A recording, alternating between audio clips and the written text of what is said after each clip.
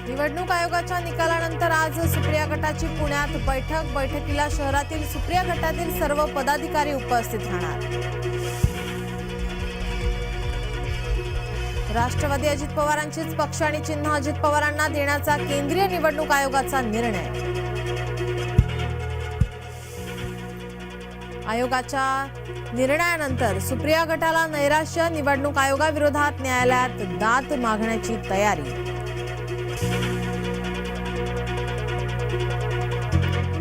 कुणालाही पक्ष आणि नाव दिलं तर तो पक्ष त्यांचा होत नाही, सुषमा अंधारेंचा टीकास्त्र।